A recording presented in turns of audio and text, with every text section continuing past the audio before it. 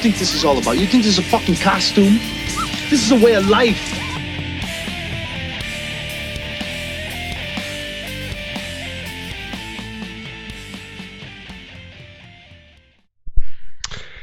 Hey, BALLBUSTERS! Bates here with your friend of mine, Ray Mungus, and we're ready to cut the strings on episode 35 of Way of Life Live.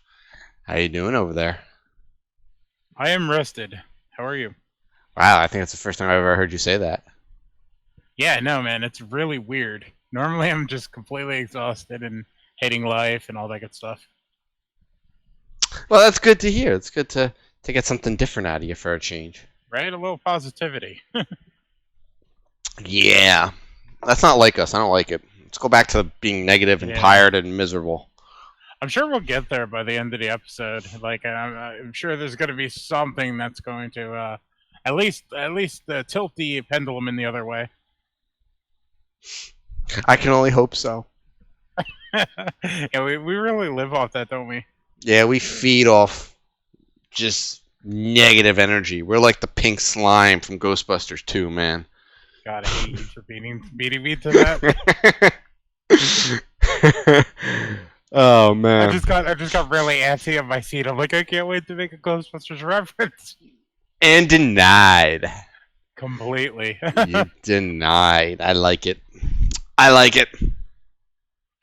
All right. So, what do we got going on this week? I have no idea, man. Like, the last week has been a complete blur for me. I don't know how I spent my time or anything really. Like nothing seems like it was very groundbreaking in my life for the last week. I think the podcast last week was kind of like the pinnacle. Otherwise, I've just been slaving away trying to level my character in World of Warcraft. Being a productive, functioning member of society, I see. Absolutely. I mean, I'd have it no other way. It's expansion time, man. You know how that goes. Yeah, I do. Well, we got a pretty packed show today. A lot of good stuff. Definitely. I'm trying to think what we got coming up on the website. Well, as I've been saying on my Twitter, for anyone who follows me on Twitter, in the next day or two, I will have my full review of Terrifier.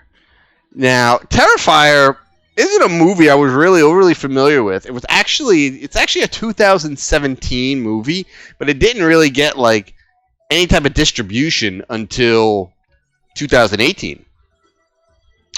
It was actually put out by Dread Central. Oh, nice. So, typically we don't give shout-outs to other horror websites, but, I mean, we have no ill will towards any particular one.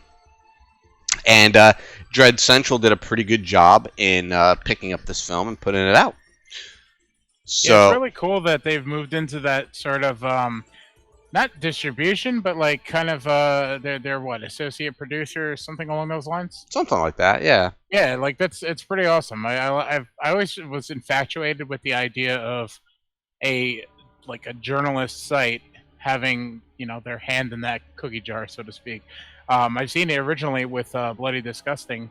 They have quite a few movies, a handful of movies at least, where they have their name on the front of it, and it's cool to see one of the other horror rivals, so to speak, basically have that same sort of step forward, and maybe one day we'll get it.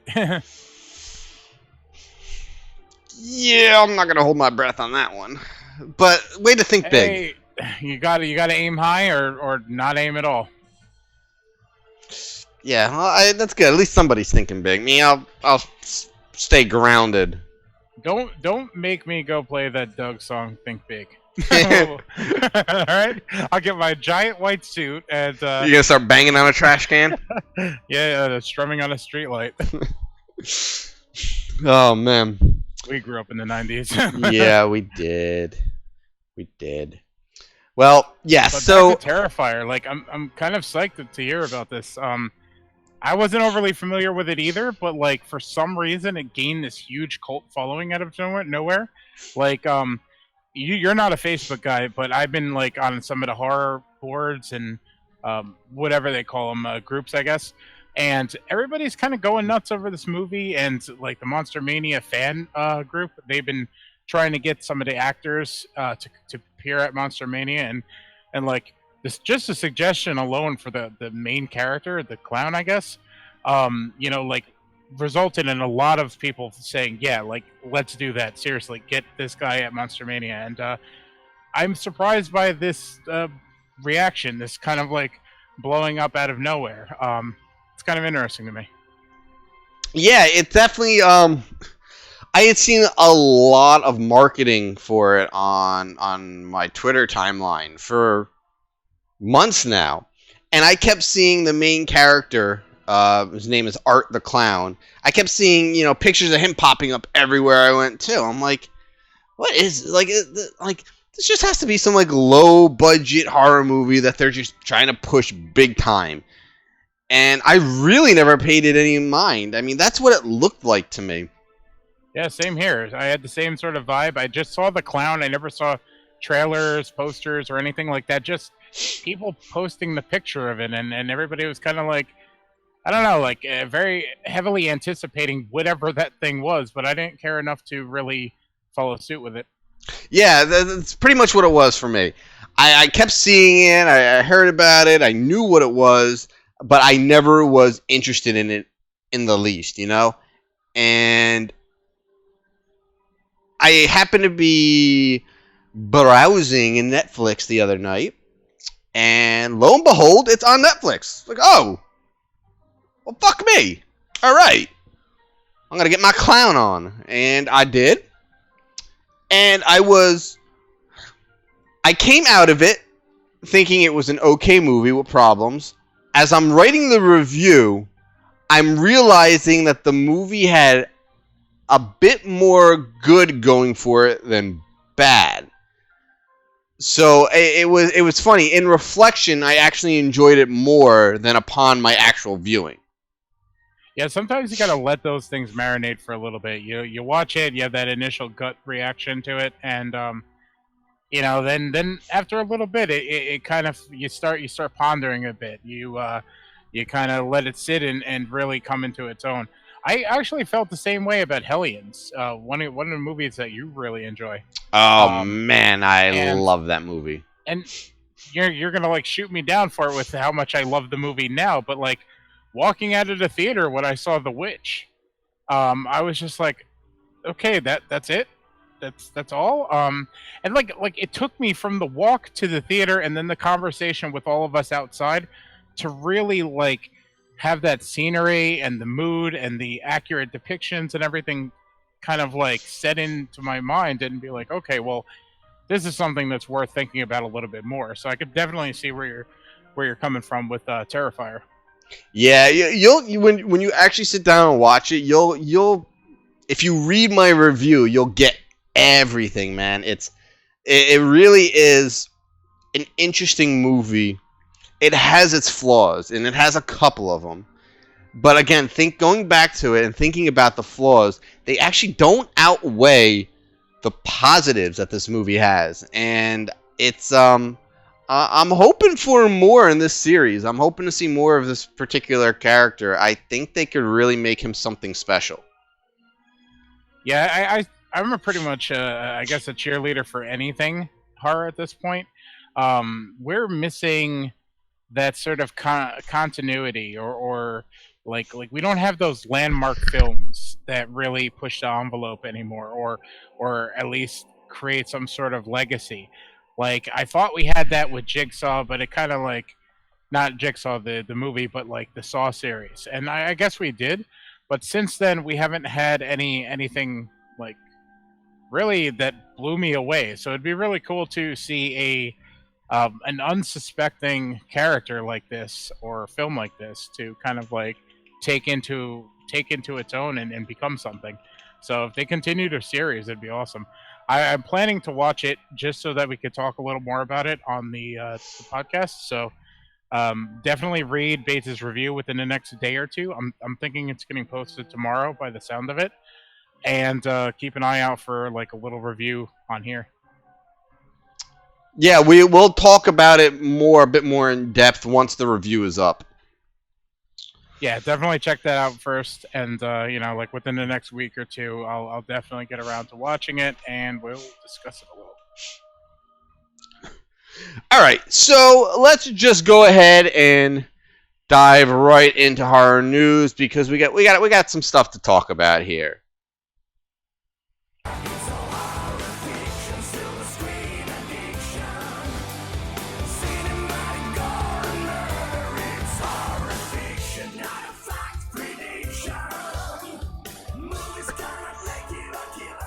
All right, so just today, we got our Joe Bob Briggs announcement that we've been waiting for. I have a news piece going up probably tomorrow, just kind of recapping everything that was announced today. But this Thanksgiving and this Christmas, Joe Bob Briggs returns for 2 more horror marathons. Now, they did not go into detail about how many movies, and obviously they did not give us times, but we do have dates. The one for Thanksgiving, I actually think is on Thanksgiving. November 22nd. Which I think is Thanksgiving. Yes. I was just giving the date. Just saying. And then the Christmas one is Friday, the December 21st. Then the other big news is that they are working on a series for 2019. Something I had called. I called it. It's exciting time to be a horror fan.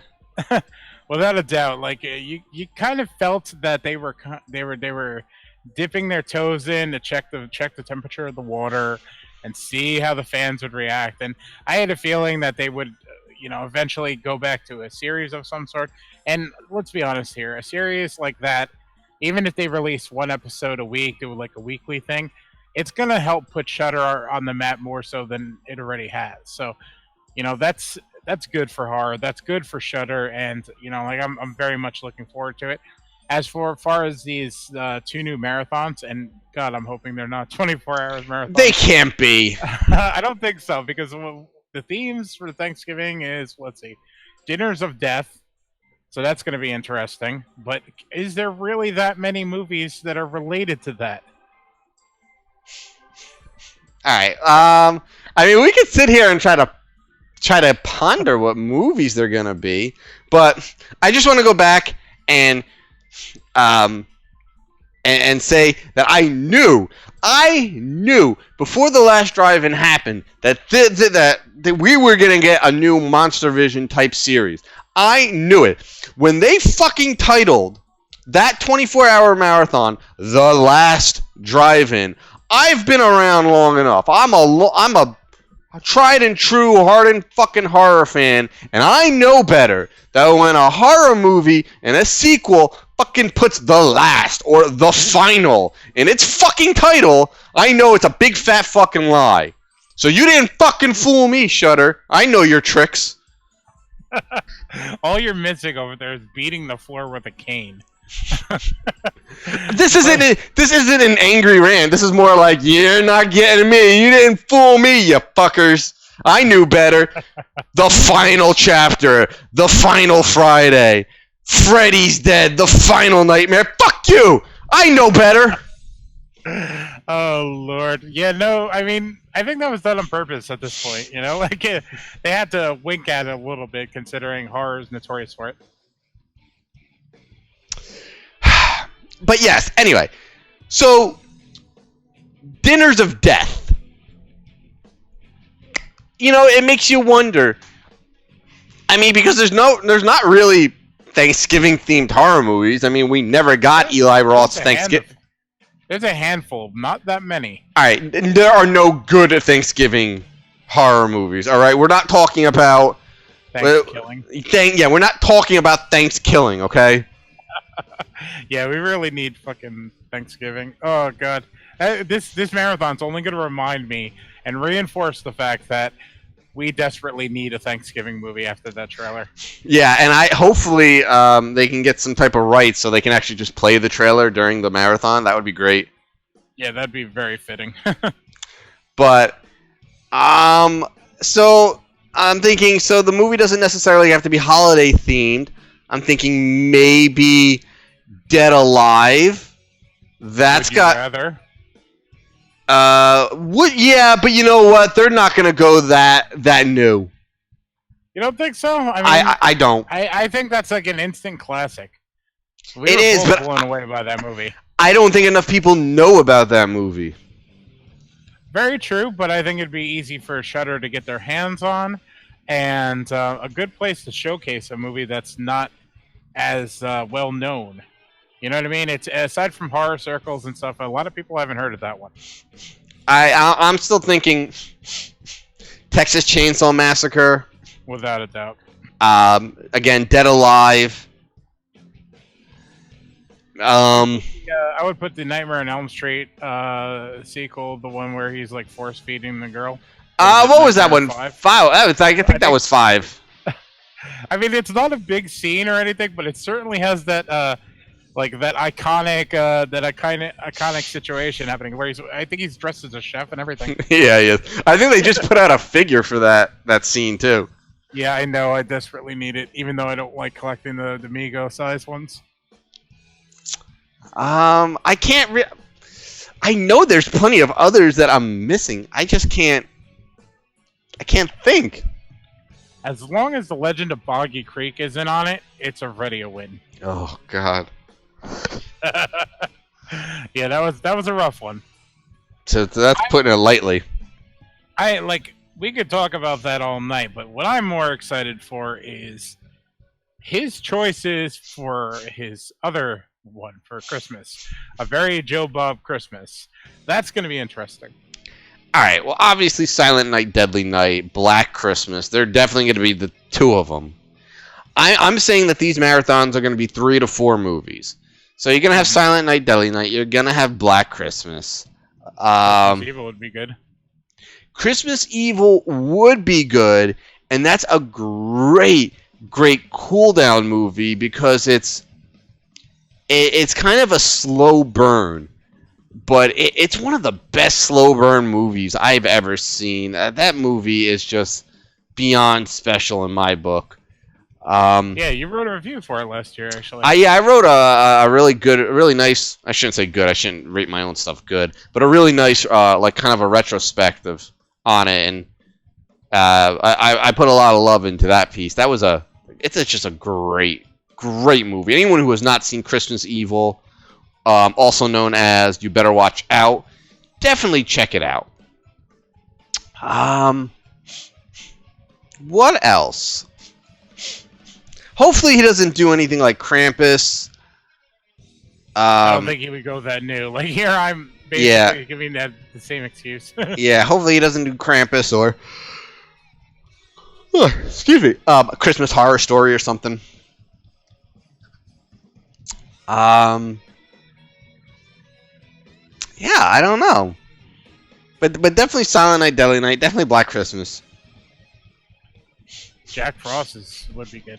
Jack Frost, that has a really strong cult following. I know it does, and you know what? It's schlocky and goofy. Yeah, all right, that's right up Joe Bob's alley. Okay, all right, that is a valid addition.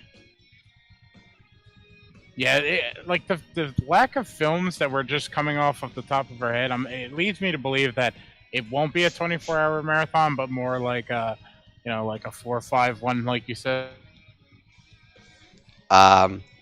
Hopefully that crappy Christmas Goldberg movie won't be in there. Nobody needs that. Wow. I don't know. there's plenty of decent movies, but definitely not enough to fill out 24 hours again. I think we're getting 3 to 4 movies. I'm hoping so. It would be a good way to kind of unwind after the holidays or leading up to the holiday. And make it a little more manageable for us to get together if we wanted to just hang out. Just watch these things. Yeah. Well, I mean, obviously the Thanksgiving one is on Thanksgiving, so that's not gonna happen. No, but you know what I'm saying, like friggin' later on in the evening and shit. We all have that Thanksgiving post-Thanksgiving meal coma where we just are continuing to drink even though we shouldn't. I mean, you're gonna find me on the couch watching that. I guarantee it. Yeah, I gotta see what's even happening at my house for Thanksgiving. I'm pretty sure I'm hosting it, and I don't know how many people I'm gonna have and whether friends or family are gonna be staying over. I guess it'd be kind of cool if I don't know if some of like Tao friends want to come join me and watch this schlocky marathon. Tao, I don't think Tao's gonna let that fly. Tao will be asleep. But yeah, so that is really awesome news that dropped today. Very cool. We'll probably get more news. I don't know, maybe towards the end of the month on maybe like times and how many movies and stuff. Yeah, I'm just glad they didn't go with the obvious Halloween. We all kind of expected a Halloween marathon or something like that around in October, but he decided to do something different, and I'm digging that. Well, you know what? It was probably a good idea because you got to remember, on Halloween, we're getting the sequel to Halloween titled Halloween. Yes. I can't wait. Yeah. I was saying this in chat. I was just thinking about that today. That is so fucking stupid.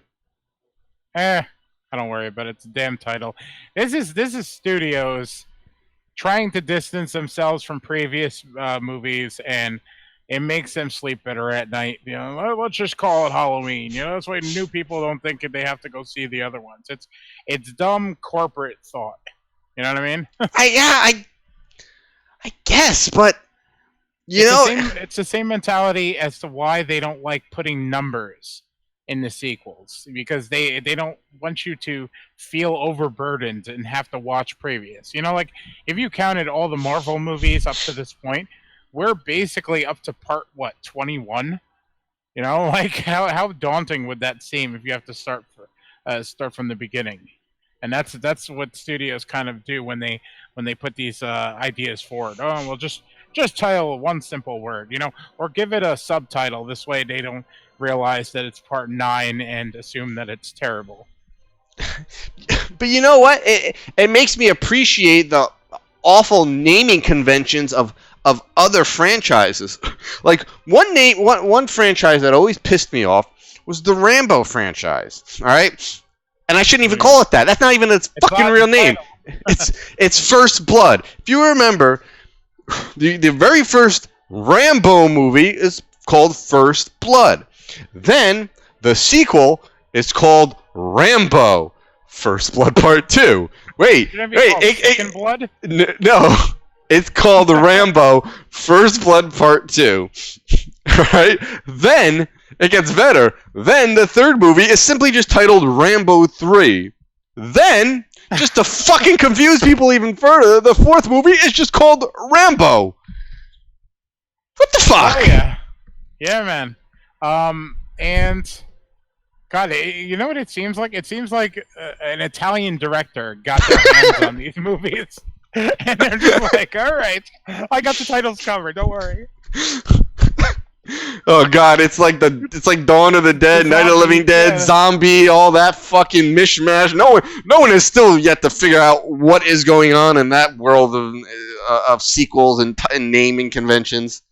You know what's going to be amazing when we're all long dead and somebody finds a time capsule, which I'm probably going to make now that I'm thinking about it, with like just the Dawn of the Dead and the zombie movies with the alternate names, and I'm going to have them try to figure it out 100 years from now. It's going to be like weird horror hieroglyphics. Yeah, yeah. It's I mean, I'm breathing right now, and I can barely keep those things straight.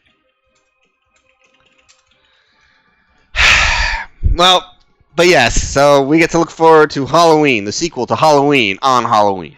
It's just funny saying that. I don't know. Agreed. You know what that sounds like, though? A good transition. Yes, into what would be what we thought was going to be a No, the other one. the trailer. We were talking about Halloween. Well, it was good. It would work for both, asshole. All right, okay, go on. All right, no, we'll get to the Halloween trailer. All right. In other horror news, today, the second Halloween trailer has dropped, and I liked it much more than the first one. Now, I did like the first one. This one was about conveying the mood and the atmosphere and showing fans that this movie is really staying true to its 1978 roots. It's so weird that a 2-minute trailer can send chills down your spine, as though what it did for me was it reminded me of the first time I watched Halloween when I was younger. And I know we're only seeing a glimpse of it, but I've not seen an accurate representation of that 1978 John Carpenter Halloween feel since part 2, and maybe not even then. You know, it's been a long time. I mean, some of the sequels had some great Halloween elements to them, but they never were able to recapture that vibe. And I watched 2 minutes of the trailer today, and I'm already sold on this director and this creative team being able to achieve this. You know, like, it's mind-blowing to me. And I'm hoping that the film lives up in that regard. Yeah, I mean, there are plenty of times where trailers have just oversold a movie, and it's just like, yep, take my money, take it all, and then you see the movie, and you come out, and you're like, all right, give me my money back. Come on, fork it over. You fucking tricked me. I don't think that's going to happen on this one. I think even if the movie falls short, it's going to fall short to a point where you're still not going to be disappointed. I think they're already showing that there is enough classic elements in this movie that it is going to wet the whistle of any and all horror fans who had any kind of doubts about the direction they were taking this film. Yeah, I completely agree. And just to elevate the characters to the level they're on right now makes the film that much more interesting. You know, like, I could understand trying to sequelize a movie and then you kind of like write yourself into a corner as the sequels go on, because you're like, okay, well, how do we keep these players involved, or at least connect them? And you end up getting some weird schlocky, like almost half-assed, plot paths, I guess. And in this, it seems like the most natural of the sequels so far. You know, like, even when Jamie Lee came back for Resurrection to be killed off, you know, thankfully they wrote all that out. It still didn't feel like she was the right character that we saw in 78. And Halloween H2O didn't have that same sort of vibe either. She was this tough badass, you know, very similar to what they're trying to do here, but she didn't feel like Laurie Strode. And it's really great that we're basically seeing the Linda Hamilton version of, like, from Terminator 2 of Laurie Strode this go around, and that's character development, character growth, and it's basically what this franchise really needed if they were going to keep that connective tissue, you know, as the main part of the story. Well, it's really funny that you bring up Linda Hamilton, considering that we're getting her back in the Terminator franchise too, and she looks great. She looks just as mean and as badass as ever.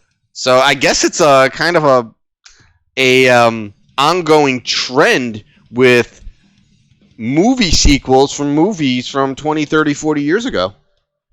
Agreed. And, you know, like, one could hope that this trend is successful in what they're trying to do. Maybe we'll even get Ripley back, you know, Sigourney Weaver reprising her role in Alien, in an Alien sequel. Yeah, hopefully an Alien sequel that kind of pretends that Resurrection never happened.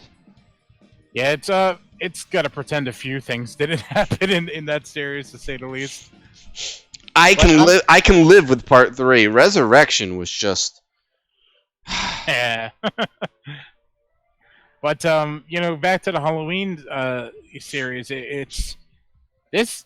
I don't want to like overhype the movie or get way too excited about it, but like this has Terminator 2 potential with the way they're handling this situation. Like it felt like Linda Hamilton aged like infinitely in between Terminator 1 and 2. Like that character growth was massive, and that to me made that movie. Like her performance, the writing in it, and everything. And like I don't want to say, oh, this is going to be the Terminator 2 of Halloween.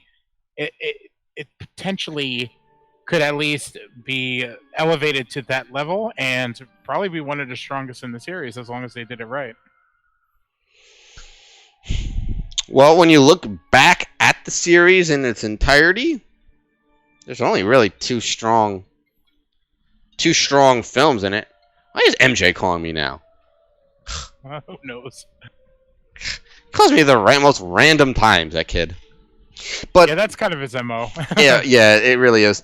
But I mean, obviously you have the original, and the original is classic. It's beautiful. It's wonderful. I'm not a Halloween guy.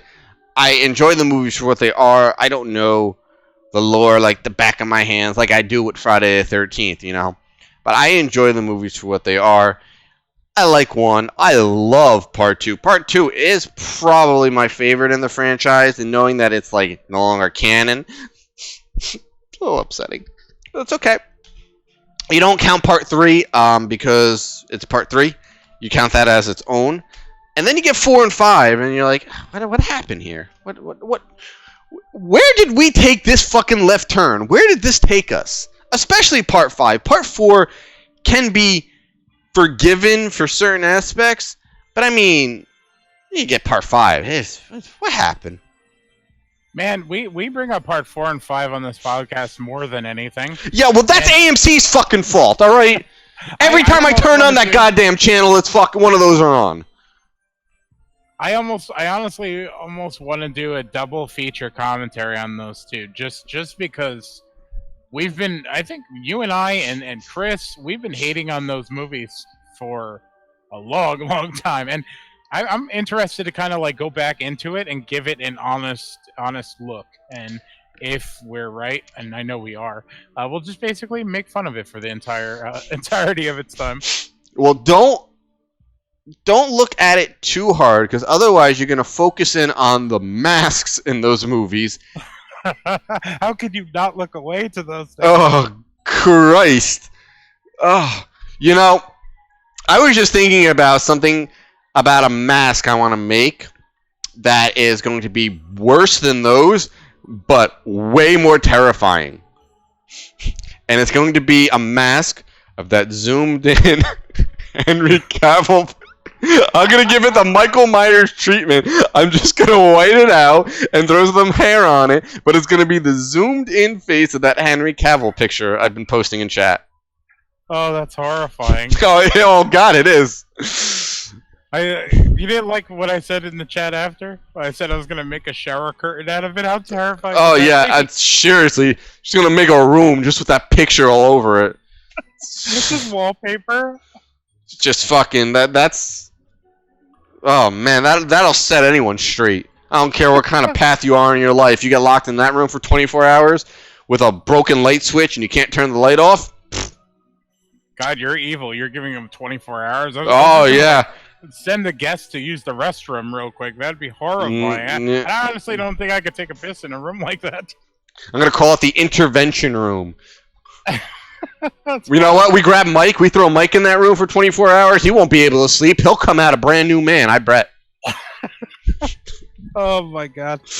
I wish we could post pictures in the chat. We totally should. But back to the trailer. The trailer was awesome. Awesome. One of the best trailers I've seen in a very, very long time. I want to watch it a few more times, just so I can analyze Michael Myers' movement. In some scenes, he's traditional Myers, and then other scenes, like he has kind of a robotic vibe to him a little bit for some reason. That's what I was picking up on. And I want to just see if that's just me or if that's how he's like playing it. I'm a little thrown off by it simply because in the original movies we didn't really see Myers move around too much. You know, he's just generally just standing there in a corner in some shadow. You know, just I'm not used to it as much. I'm used to like some of the walking, the slight walking, and then I'm used to Rob Zombie's smash through walls walking. So seeing him be the traditional shape was a little jarring to me. You know, we're not used to it, but the selling point for me was when he set up. That's where he like officially came back to life for me. Yeah, the good old Undertaker setup. Oh my god! And some of the shots in the trailer, you know, like the top from the bottom of the basement stairs going upward. I mean, there's so many great moments in the trailer that just. Is it October 19th yet? Well, you know, I watched the trailer once, and I'm gonna leave it at that. I don't want to, you know, do what I do for other movies where I sit there and I wear out the play button. Yeah, I do that too. On trailers. There are some movies where I won't even, where if I'm like beyond excited for, I won't even watch the trailers.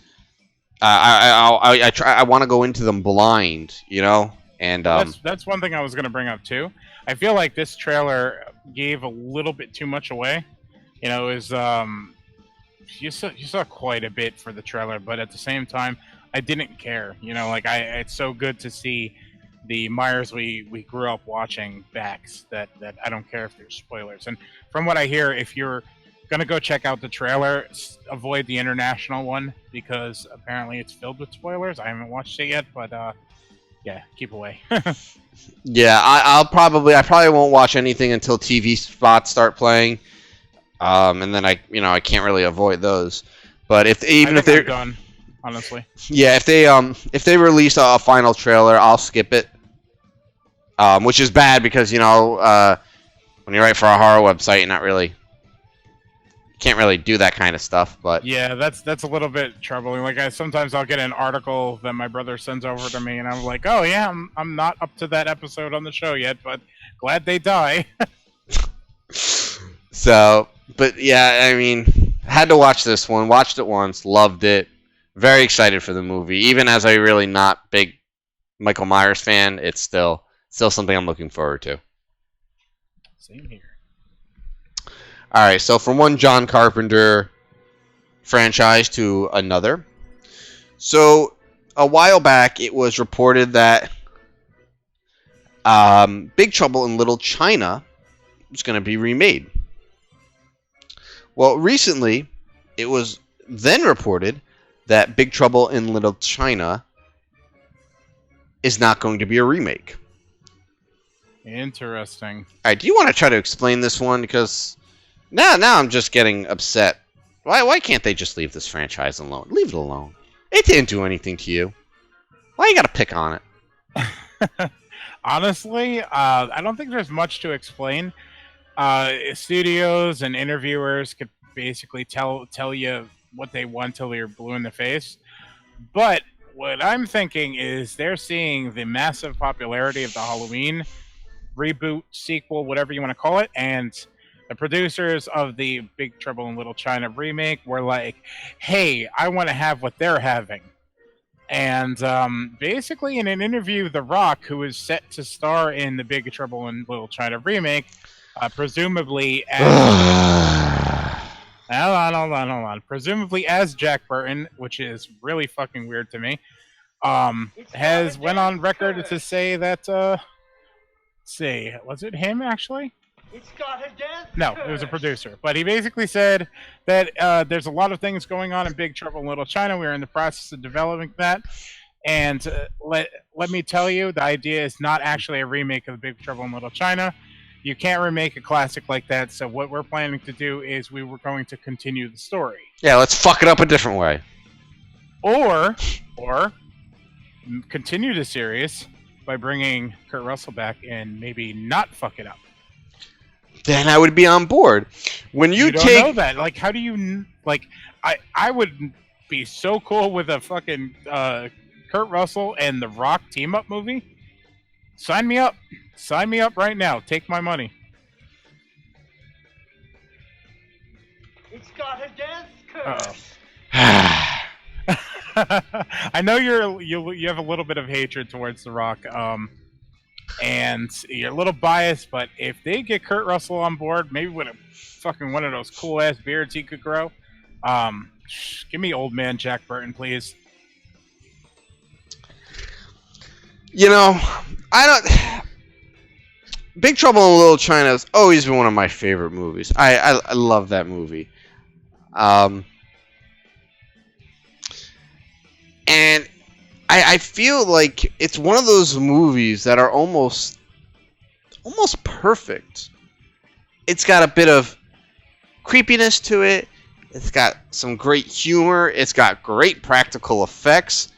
It's got an all-star cast, in my opinion. Let it be. Let it be. It did what it needed to do. It accomplished what it set out to accomplish. And that was be a great film that fans will love 30 years later, unconditionally. And it is. And I know there's a trend going on right now of bringing back old franchises, trying to breathe new life into them. And sometimes it works. Sometimes it works. Like Rocky. You know, we got Rocky Balboa. That was a great fucking movie. And we got Creed. That was a pretty damn good movie too. And now Creed 2 is coming out. That looks really good. You know, sometimes it works. And I brought up Rambo before. We got Rambo. You know, Rambo 4. Fucking A. If that is not the most brutal fucking movie I have ever seen. When I say brutal, I mean good brutal. Not like, oh, that was fucking brutal. No, that was like fucking brutal, man. Yeah. Sometimes it works. A lot of the times it doesn't. This is one of those where I don't have a good feeling about it. What I want to know is your bad feeling because The Rock is involved? I got a bad feeling whenever The Rock is involved. Listen, I got nothing against The Rock on any kind of personal level. Hell, I even like one of his movies. I'm actually a really big fan of The Rundown. Yeah, but that's about where my Rock movie fandom ends. I don't know. I mean, is he a draw? Of course he's a draw. He's The Rock, you know? Fucking everyone knows The Rock. Everyone loves The Rock. But I don't think that's where my interest kind of goes. You know, like him possibly being able to bring this franchise to a new generation of people that are like, Big Trouble in Little China, what's that? Oh, a movie that came out all the way back in the 70s, so, you know, or whatever, 80s rather.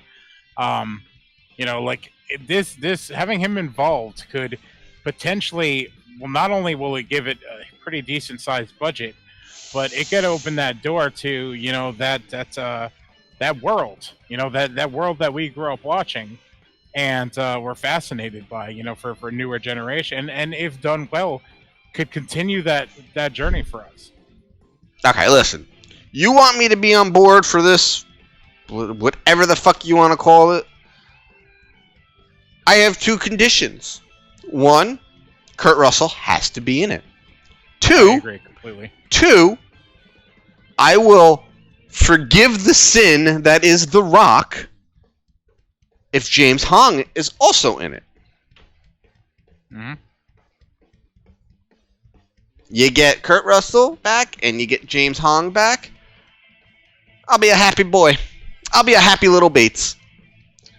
And I think what they did with Halloween, the Halloween reboot, sequel, whatever, it pretty much laid out the groundwork for that. You know, like they're showing signs that they pay tribute to the original. They not only bring back the original actors, but the original plots, down to minute details. Like, and I think this is basically the schematic for this this whole trend or whatever you want to call it to work. If they follow that blueprint, I think we have a potentially great sequel on our hands, as long as your conditions are met. I completely agree with both of those. Oh, I got one more. I have a scene that has to be in the movie, otherwise the movie's a complete failure. Don't you wreck the movie for me. No, fuck you! Again. I need a scene where old man Jack Burton is sitting there trying to repair a completely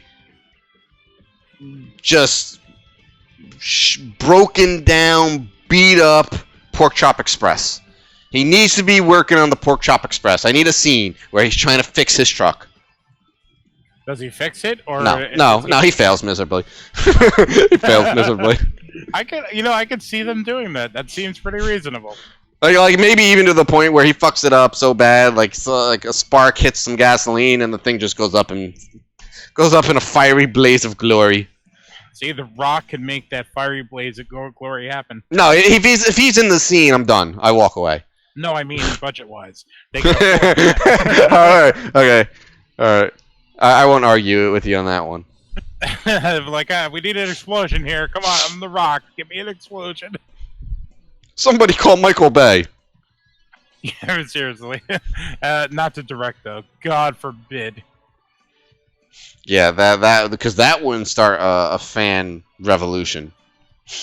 Yeah, like, I think there'd be fucking things blowing up in the streets if that were to happen.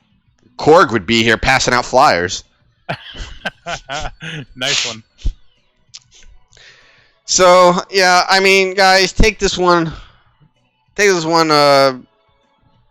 you want. Personally, I'm not really excited about this. I don't think it's gonna happen. I hope not, but I'll try to remain optimistic as long as my demands are met. Reasonable. All right, so the main discussion for tonight's episode, the newest Puppet Master movie.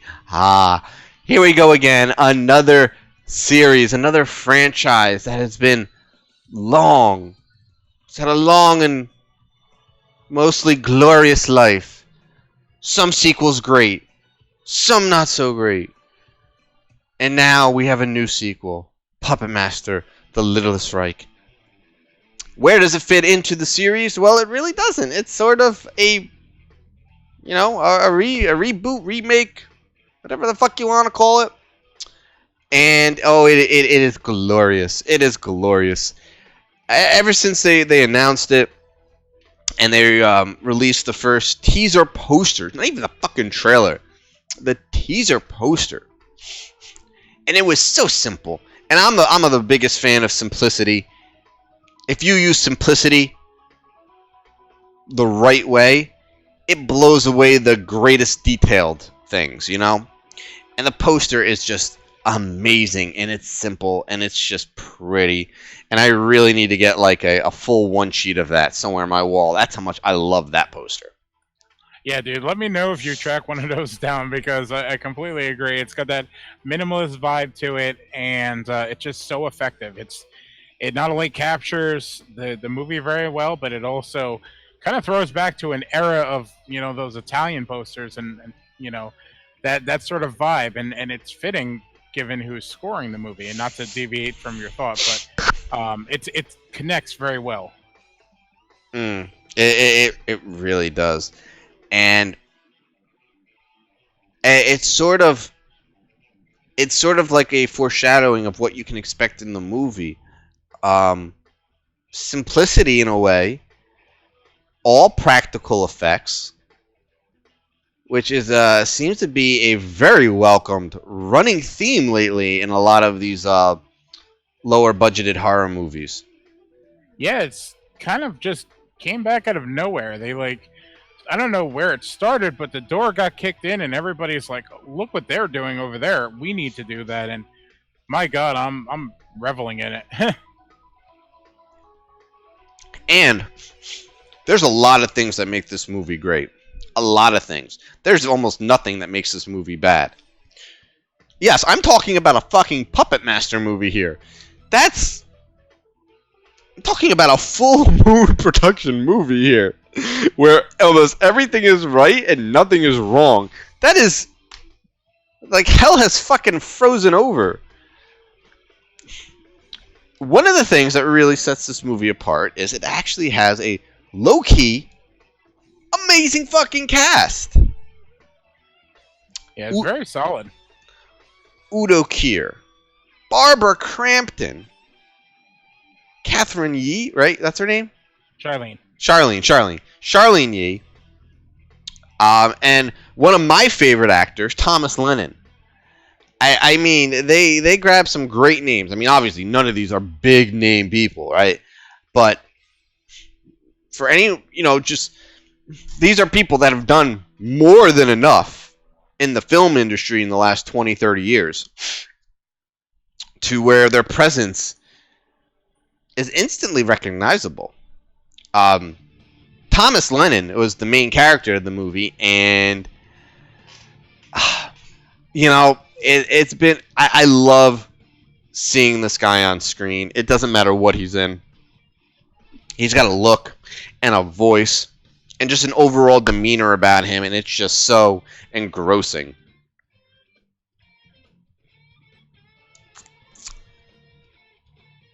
I mean, was there anybody in particular that you were like a big fan of and loved in this movie? Because I could talk about Thomas Lennon for like an hour. No, that's what I thought you were going to do. That's why I was giving you the stage. I kind of figured you were going to go on. I'm not overly familiar with him, but looking at his acting credits, I'm sure I've seen him in a fuck ton of movies because he has 144 credits to his name. But like I mentioned last week, I'm a big fan of Charlene Yee. She was in This Is 40, and she was also in Fox's House, which Knocked Up. Knocked Up as well. But like it was one of those. She's one of those actresses that doesn't seem to be used to her full potential, and when she lets it out, it just you know what like level she's on, and to that to what level directors should be using her. I'm sure I'm missing a few performances because I'm not into every genre. I don't watch every movie, but the minute I saw that she was on the screen while I was watching it, I was like, "Oh man, this is going to be great." And the fact that I felt like she was a little misused once again, she kind of didn't have a lot to do in this movie. It was a little disappointing, but everybody, I don't know a lot of the actors and actresses by name, but everybody pretty much played their part very well. Everybody had a great chemistry with one another, and just aside from the Charlene Yee thing, I think everybody was pretty much solid as far as casting goes. Yeah, I mean, if you're not really familiar with Thomas Lennon, I first came across him back on Comedy Central in Reno 911. That's one of the shows that kind of eluded me. I just never got into the show. I watched maybe one or two episodes, and that was pretty much the end of that. I've heard it was very good, but it was one of those ones that passed by. Yeah, it's one of those shows. I think it would still hold up today. I haven't watched it in a very long time, but it was one of my favorite shows on Comedy Central. It was really, really funny. The entire cast was amazing, and it was from that point on where I followed a lot of the cast from that show afterwards, after the show ended, just because I loved everyone on that show. So, aside from an amazing cast, that Puppet Master, the Littlest Reich cast, we already touched on briefly that it has all practical effects, and it is by far one of it's the goriest film in the franchise, and one of the goriest films I've seen.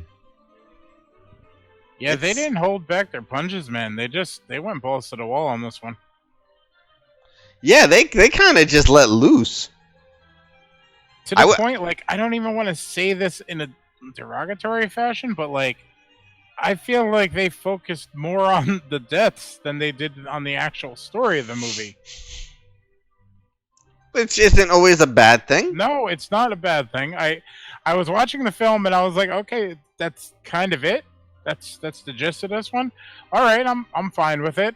But oh my God, look what happened to that guy, or what happened to that girl, and you found yourself watching the movie, living for the next bloodbath, and boy, do they deliver each time out. yeah, it was. I had heard that the movie was going to be pretty gruesome, but man, I was not expecting what I saw. They went to town. Good town too. It was. Yeah, and it's a good way to reclaim the series too. You know, if they're going to keep it on this lower budget and like trying to revitalize the movie, the franchise rather, this is the best way to do it. Gore, practical effects, great soundtracks, pretty solid cast. That's going to keep people coming back. And I've never seen, I know I'm going to be criticized for this, but I've never seen any of the other Puppet Master movies. They're just, again, another franchise that kind of like had very little interest in, and I was like, okay, whatever. But from what I hear, the franchise kind of went out of control there near the end of the series. A little bit, yeah. This is a good way to kind of re-ground it and I guess get some interest back into the series from the people that were like, okay, that last one kind of ridiculous. I think I'm out. Yeah, it got a little out of hand at some point. I mean, I think the series really jumped the shark when they did Puppet Master versus Demonic Toys. Especially considering they already did a Demonic Toys versus movie. Like, fuck, I want to say like the early 90s. They did Demonic Toys versus Doll Man, and it was... Well, if you've ever seen a Doll Man movie, it's an interesting movie. Like, them doing the versus movie seems too little too late. Yeah, in 1993, Doll Man versus Demonic Toys. I mean, and then they did Puppet Master versus Demonic Toys back in 2004, and they were trying way too fucking hard with that one. I gotta say, I've seen it a few times, and it is not good. It really isn't. It makes me wonder, like, who keeps giving money to these franchises. Like, I've been dying for a Behind the Mask sequel, which it looks like we're finally getting. The Rise of Leslie Vernon, if you guys aren't familiar with it. I've been dying for that since the very first one came out. The minute that credits started rolling and Psycho Killer played over the credits, I was like, give me part 2 now. Meanwhile, we have franchises like Children of the Corn, Wrong Turn, fucking the Puppet Masters, the last one excluded, of course, and all these crazy franchises just happen to be getting a budget, getting filmmakers to go out there and make the movies, and just trash after trash after trash. Like, give a good franchise that budget. Like Hellraiser, another perfect example. Another series that's desperately in need of revitalization. Yeah, it's as I said, some of these are hits and most of them are misses. I'm just thankful that The Littlest Reich was a hit. Like, it could have been easily another one of those situations where you're just like, oh, another one of those. But in this situation, my God, they pretty much hit it out of the park. It's not only is it a great and gory movie, but it's also fun from like beginning to end. It's just one of those movies that you pop on with a bunch of friends and you just kind of like enjoy the hell out of it. And we haven't even mentioned really the best part of the movie. I was saving that for last. Which would be the soundtrack. Oh, the soundtrack. Oh man, the soundtrack. It's a special one. It is oh man, I don't even know where to begin. You could begin at the part where they signed on legendary film composer Fabio Frizzi to score the movie. I mean, that's a great place to begin. Well, for anyone who's not familiar with Fabio Frizzi, he does most of the Lucio Fulci movies. And, you know, you guys should know how much we gush over the City of the Living Dead soundtrack and the Beyond soundtrack. I mean, when it comes to horror soundtracks, there's very few in their entirety that can even hold a candle to those two soundtracks. And they managed to get this legendary, this iconic composer to do the score for this movie, and it shows. And the opening main theme to this movie, it sent chills down my spine. When I watched it, I rewound it and watched the title sequence probably 3 or 4 times just to listen to the opening score. It's that good. It really is. Now, it's not his best work. I mean, it's hard to top, again, the soundtrack from The Beyond and the soundtrack from, you know, Gates of Hell. But, goddamn, it's fucking close. And that's the thing about him. He manages to kind of capture this sort of iconic music, I guess, and this iconic themes that, like, better than most people. Like, I want to go into, like, previous horror movies where you've had, like, a decade or two of just composers that that basically make forgettable soundtracks. And then this guy, who I don't even know how often the guy works, but he seemingly gets dusted off, taken out of retirement for a couple minutes, and, you know, says you know, given an order to compose a movie, and he hits it out of the park. It might not be the best, but God, man, like he does it like it's like it's easy. Yeah, it's definitely a soundtrack I'm gonna have to pick up, and I don't usually do that, but it's that good. It really is. It's from start to finish. Really made a great movie even better. Yeah, that's the one thing that you were texting me when you were watching it originally, and something that I picked up on while we were when I was watching. I watched it separately from you. You said that the soundtrack gets better as it goes along, and, you know, the opening theme sets the tone, like, tremendously, like, in such a great way. And from that point on, the journey the music takes you, it's almost on a different course than the actual movie. Like, excuse me, I found myself kind of like getting lost in the movie while some of the slower parts are happening just by listening to the soundtrack, and you kind of lose it. You know what I mean? Like, it's kind of it's hard to describe. You just, like, get distracted away from what's happening in the movie and just, like, enjoying the beautiful music that's being put out there. And it's like, it's beautiful for one moment. It's very it has a great tone to it. It sets a very interesting vibe, and I don't know. Like I said, it takes you on a different journey than the movie takes you, and it's great. Yeah, it's not always can a soundtrack really enhance a movie. I mean, sometimes soundtracks are just so forgettable that they're just background noise. You know, you don't even really pay attention to them. But there are sometimes soundtracks that jump out at you and they grab you. You know. Now, I'm being biased because I knew beforehand that Frizzy scored this movie, so I had my ears wide open. I like, all my undivided attention was going into listening to the soundtrack as the movie was going. So it's.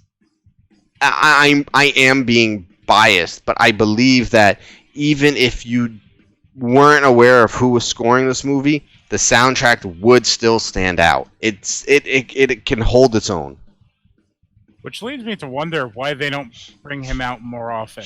You know, like, is he picky about the stuff that he wants to do, or is it like that situation where, like, an old actor becomes an old actor, where, oh, this guy's washed up. Oh, this guy, you know, he hasn't worked in years. Why bother taking him out? You know, is it the same way for people that used to work in, you know, like, film back in the day? Is it the same sort of situation?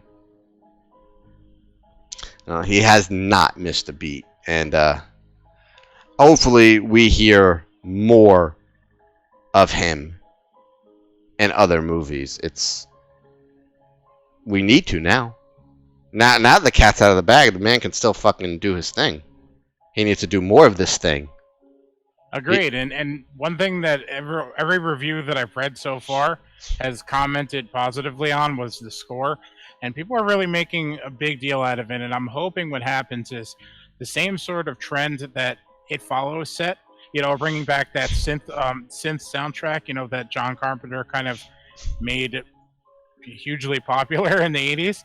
I'm hoping that this kind of sets the path going forward for where horror filmmakers are wanting to go with the background soundtrack, and maybe this is the start of something great. Yeah, well, here's hoping, man. Definitely here's hoping. But at the end of the day, this was a great movie, really fun, really enjoyable. For any kind of gore fans, it's definitely a movie for you guys. It is a welcomed addition to the Puppet Master franchise. It starts a whole new timeline for the franchise, and it does leave an opening for a sequel, which, I mean, it was very well received. So I'm actually a little surprised that we haven't heard anything about a sequel being announced yet, but if it's going to happen, I think they will announce it pretty soon, just by how much fans really enjoyed this movie. It's they definitely put some time and some love into this flick, and it really shows. I mean, just with the inclusion of Fabio Frizzi, adding that kind of legacy and iconic name to any movie, automatically ups its pedigree. Same with the casting of Barbara Crampton. I know we didn't really talk about her too much, but she is just like a prized gem to horror movies. And the fact that she plays these roles in the best of fashions and brings so much to the characters and the film, it's not only admirable, but it's like something to be grateful. Yeah, Barbara Crampton is the gift that continues to give. And I don't think she's going to stop giving anytime soon. So, man, more power to her. I love that.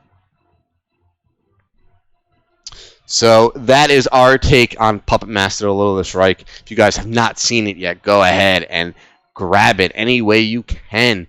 Support this movie. Support this franchise. We want more of it. It is worth it. Trust me.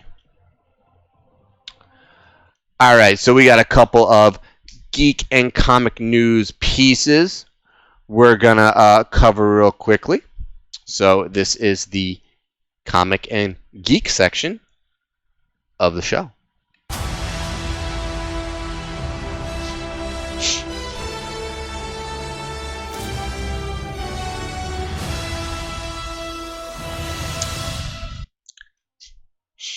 All right, so it looks like Netflix has casted their Monster Hunter for the Witcher series.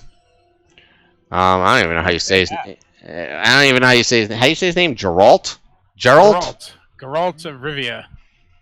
Sure. I'm not familiar with the video games. I know nothing about this franchise. I'm not overly familiar either.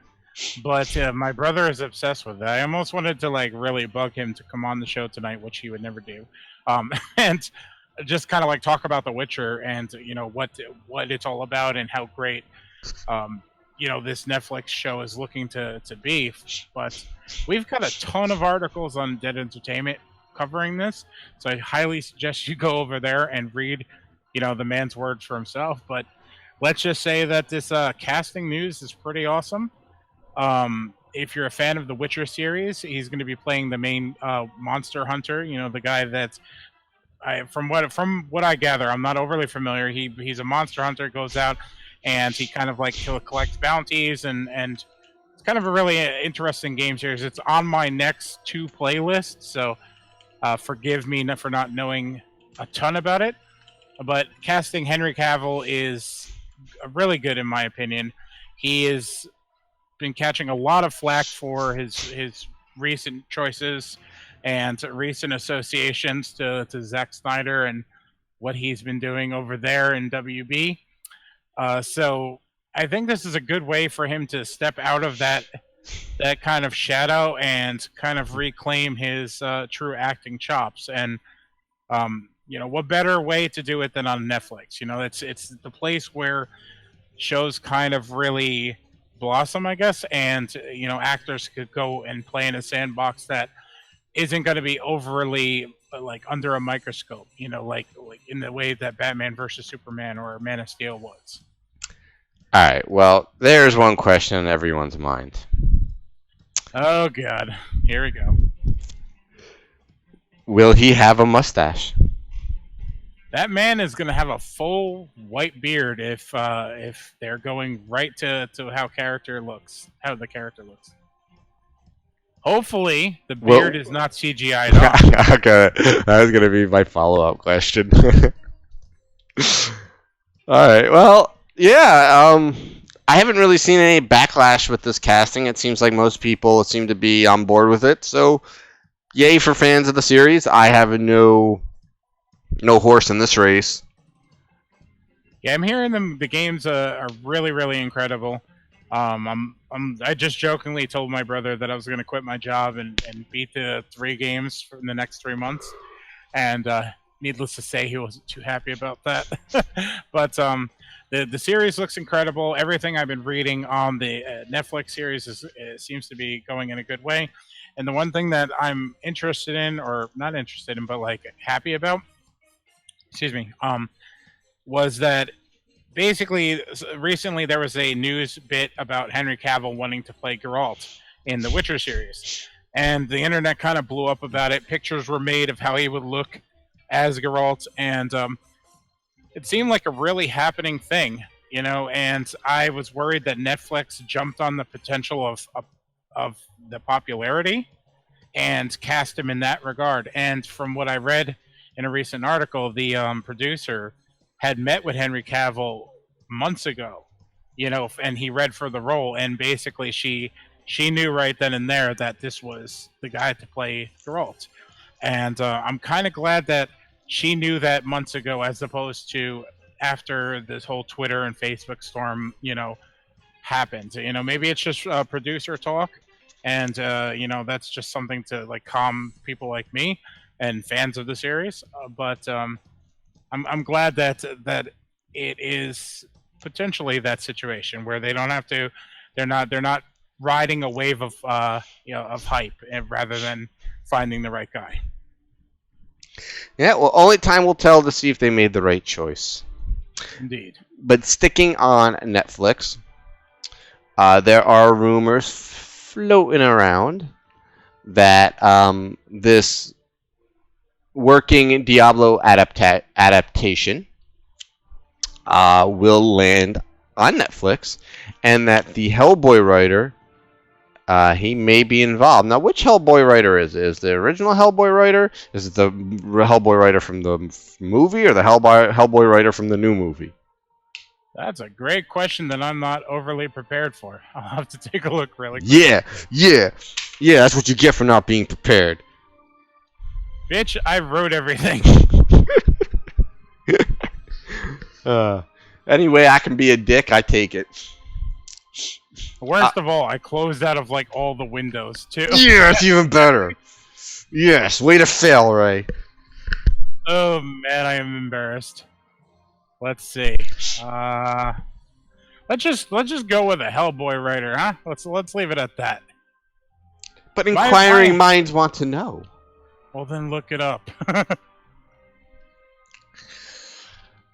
Yeah, I guess, seeing what Netflix did with the Castlevania franchise, in that series, and, that will be back sooner than later. Excitement, hype, yeah. I could see them doing a really good Diablo animation. Now, there's a lot of lore behind Diablo, so it's just like with Castlevania, so hopefully they pick a good time period to focus on. Yeah, I was wondering first and foremost is it's definitely going to be animated, like, or Netflix going balls to the wall with CGI budget and doing something bigger. I want to say it's probably going to be animated, or like just one of those classic Blizzard CGI movies. But time will tell. I'm just assuming it's going to be animated. I And have that makes nothing. sense. Yeah, I have nothing to base up that assumption. It just makes sense to me. I mean, I could be wrong, but I doubt it. The Hellboy writer is the 2019 Hellboy writer, so we don't know if it's any good or not. Oh yeah, so a writer we don't even know about. All right, well, But it's a good thing. Is he's already in a fantasy world. He's already approaching characters that have a rich lore, a rich comic book history, and in my opinion, it's a good transition from one fantasy world to another. So, we can look at it positively in that regard. Time will tell if it's going to be any good or if the rumors are even true. It's been heard, talked about for years that Blizzard's going to start getting into, the movie world, to the television world, and we've seen Warcraft, which happened a few years ago. That was not critically acclaimed. A lot of people they just couldn't wrap their heads around orcs battling humans for some dumb fucking reason. Even though they love Lord of the Rings, but who knows? That's besides the point. So them getting into an animated television, CGI television, or live action television is legitimately the next step for that company as far as we're concerned. And with them having a lot of creative control over their properties, you're always kind of getting the most authentic thing possible, for their IP. And Diablo, like Bates said before, is very rich in lore and very, very rich in story. And I can't think of a better place for an adaptation to be than Netflix.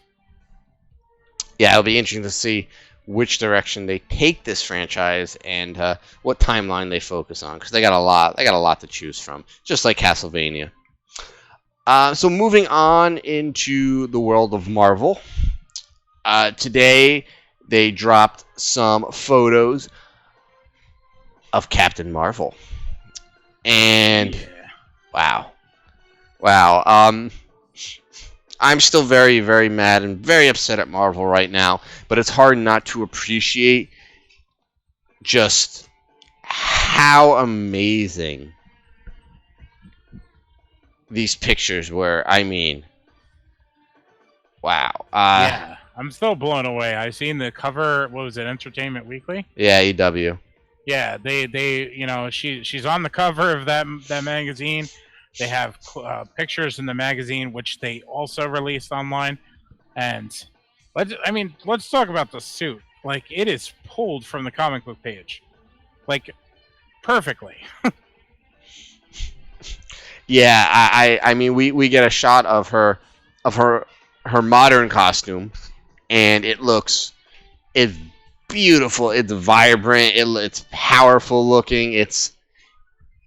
Man, I couldn't even dream up a better looking costume. And on top of that, we get a picture. We get a shot of Lee Pace back as Ronan the Accuser, who looks exactly the same. But with that seems to be pretty good. We also have a picture of Marvel, who I was not expecting. Nice surprise. We have a picture of Carol Danvers wearing a retro 90s Nine Inch Nails t-shirt, which is surprising to me, but okay. Well, she takes place in the 90s. I guess she's a Nine Inch Nails fan. Yeah, that's the thing, though. Do you picture her being a Nine Inch Nails fan? That's what surprised me a little bit. I was kind of hoping she'd have better taste in music, but hey, 90s Nine Inch Nails was good. I'm not a big fan of them now, but 90s Nine Inch Nails was at least, it's fitting. I mean, and we even get a picture of Carol in her green suit, which she did have in the comics. And we've seen that before on set photos, but nothing official, and it's looking great.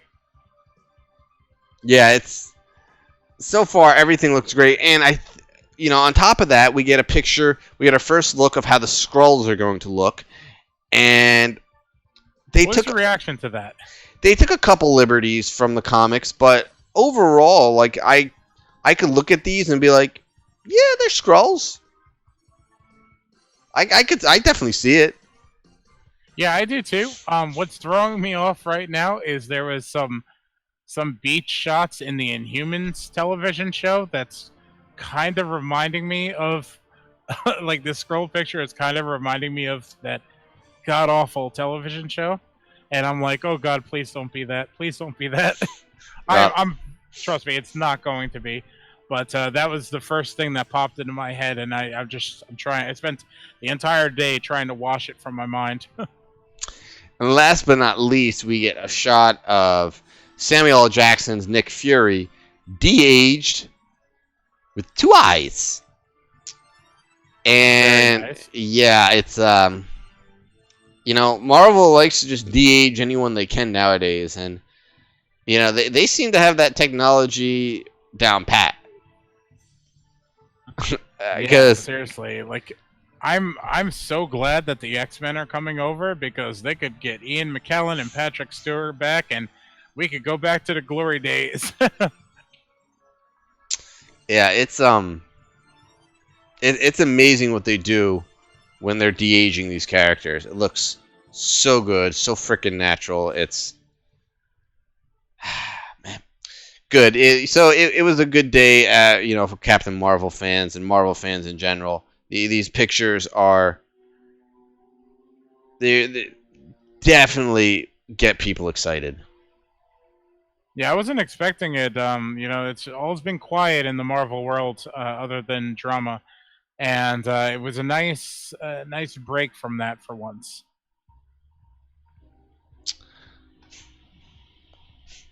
So, moving on to our last piece of, I guess, news now. I mean, it's been out for a while, but with all the recent James Gunn drama that's going on, Drax himself, Dave Bautista, has been very vocal on him being very unsure if he will be back for Volume 3.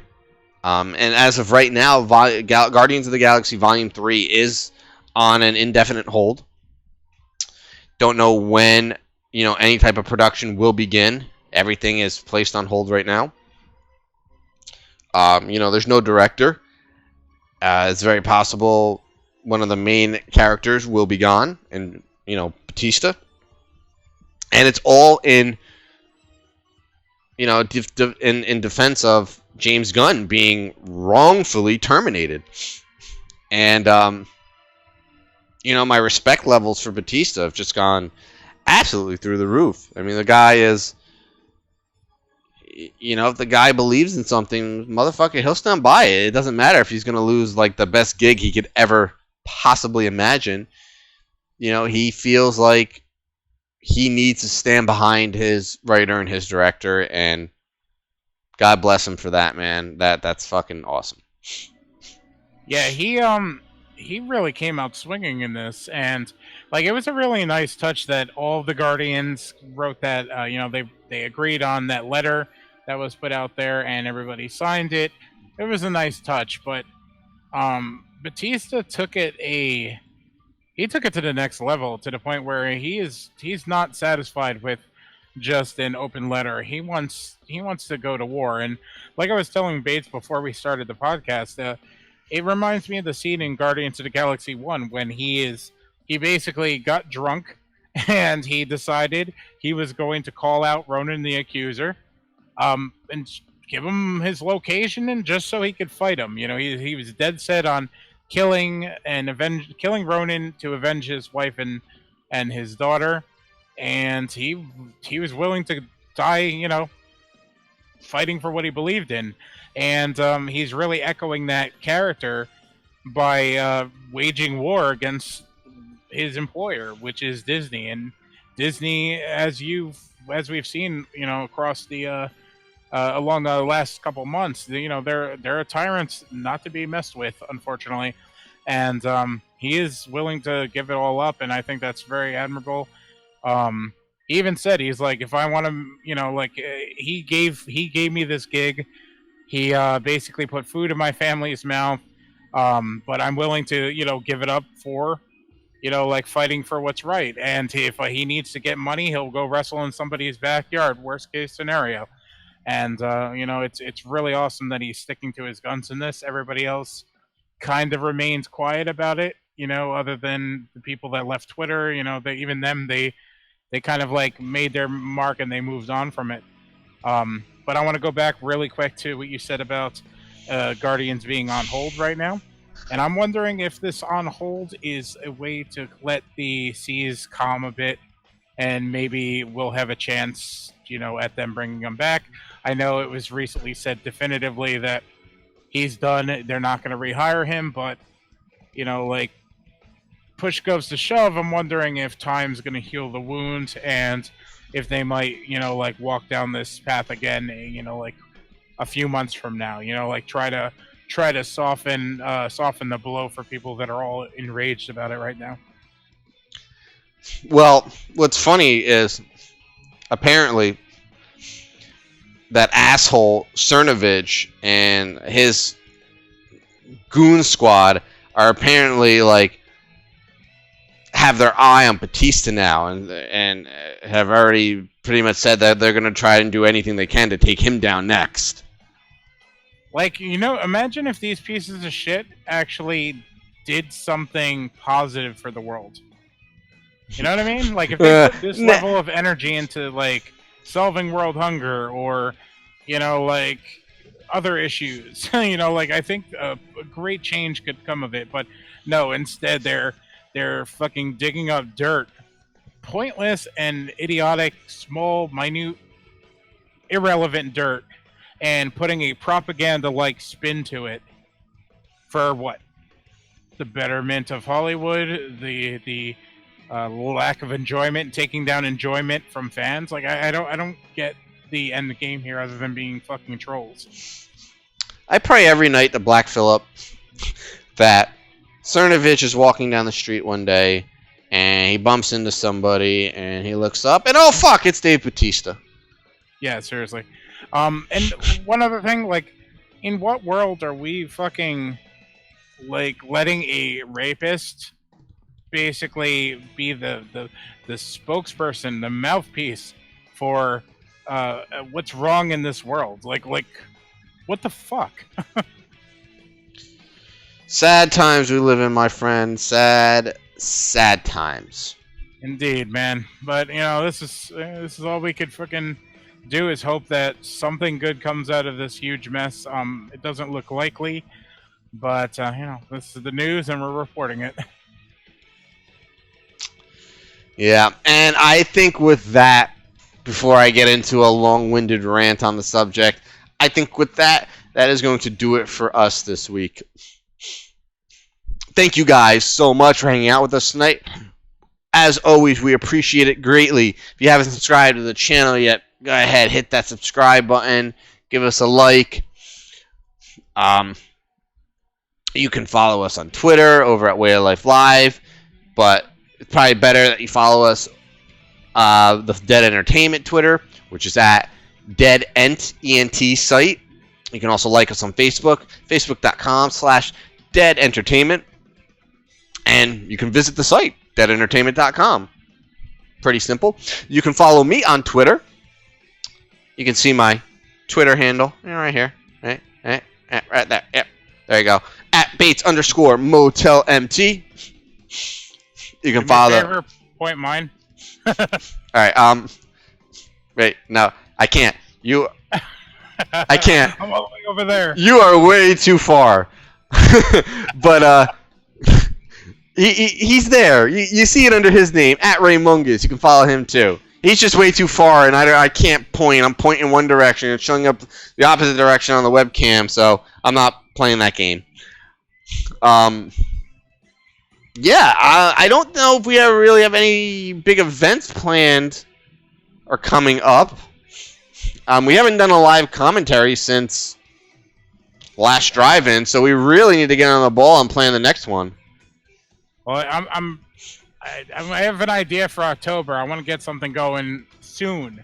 I actually have this month. I actually have a really fun idea too.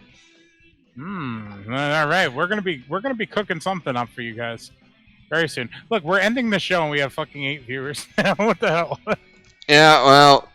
But hey guys, if you're new to the channel or just popped in now, subscribe every Wednesday, 8 p.m. ish. Eastern time. Ish. And yeah, we'll have another live commentary very soon. I'm itching to do another one because it's been quite a while. So we will update everybody on that.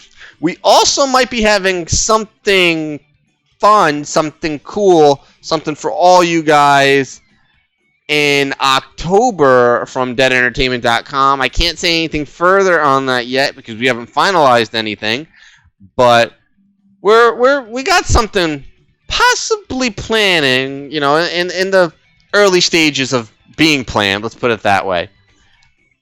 So keep an eye out for information on that. You guys will like it. You got anything else to plug? Not really. Just keep checking us out on Wednesdays and check out the website. We'll have some good stuff coming up. All right, guys. So thank you one more time. Remember, next week and every week after that, Wednesday nights, 8 p.m. Eastern Time, 8 p.m.-ish, Way of Life Live. Thank you, guys. We'll see you next week. And remember. What do you think this is all about? You think this is a fucking costume? This is a way of life.